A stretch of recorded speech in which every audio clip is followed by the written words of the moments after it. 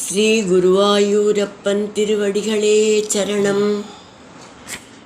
இன்னைக்கு இந்த தசகத்தோட 10வது ஸ்லோகத்தை பார்க்கலாம். முதல்ல வார்த்தைகளை பிரித்து சொல்லலாம், பிறகு ஒவ்வொரு வரியும் சேர்த்து சொல்லலாம்.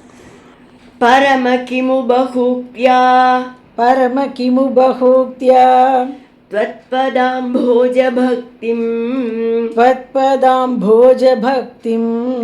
सकल भय विनेत्रीं सर्वकामोपनेत्रीं वदसि खलु दृढं त्वं तद्विदूयामयान्मे गुरुपवनपुरेश त्वय्युपादस्त्वभक्तिं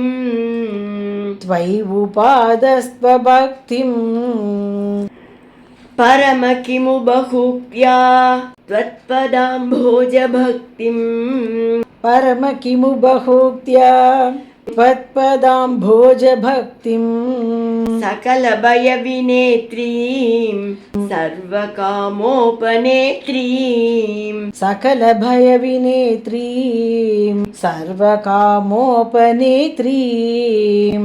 वदसि खलु दृढं त्वं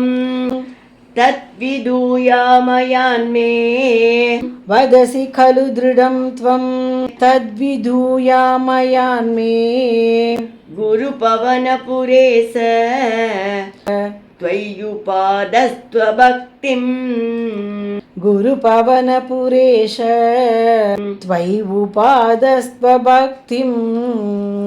இப்போ நாம் இந்த ஸ்லோகத்தோட வார்த்தைகளை பிரித்து அர்த்தங்களை பார்க்கலாம். பரம்பொருளே பகவானே, பகு உக்தியா கிமு பலவிதமாகலாம் சொல்வது எதற்கு? துவத் பாதாம்போஜ உங்களோட திருவடி கமலங்களில் பாத தாமரைகளில் பக்திம் வைத்துக்கொள்கின்ற பக்தியே, சகல பய வினேத்ரிம் எல்லா விதமான பயங்களையும் போக்குவது, சர்வ காம உபநேத்ரிம் எல்லா விருப்பங்களையும் கொடுக்கக்கூடியது என்று துவம் நீங்களே திருடம் மிக உறுதியாக வதசிக்கலு சொல்கிறீர்கள் அல்லவா? தத்து ஆகையால் மே ஆமையான் என்னுடைய நோய்களை விதூய அழித்து குரு பவனபுர ஈச ஓ குருவாயூர்புரத்து ஈசா துவயி உன்னிடத்தில் பக்திம் உபாதத்ஸ்வ எனக்கு பக்தியை ஏற்படுத்துவீர்களாக.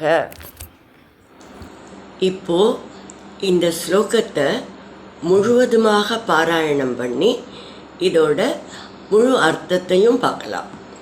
பரம கிமு பகுப்யா त्वत्पदाम्भोज भक्तिं सकल भय विनेत्रीं सर्वकामोपनेत्रीं वदसि खलु दृढं त्वं तद्विदूयामयान्मे गुरुपवनपुरेश त्वय्युपादस्त्वभक्तिं. இப்போ பலஸ்ருதி பட்டதிரிகளோட பிரார்த்தனை அதுக்கு வந்துட்டோம். இப்படி கபுல வாசுதேவராக அவதரித்து தேவகூதிக்கு உபதேசம் செய்து அனுகிரகமும் செய்தீர்கள். இவ்வாறு உங்கள் பெருமைகளை பலவிதமாக பேசிக்கொண்டே போகலாம். ஆனால் பலவிதமாக எதுக்கு சொல்லணும்?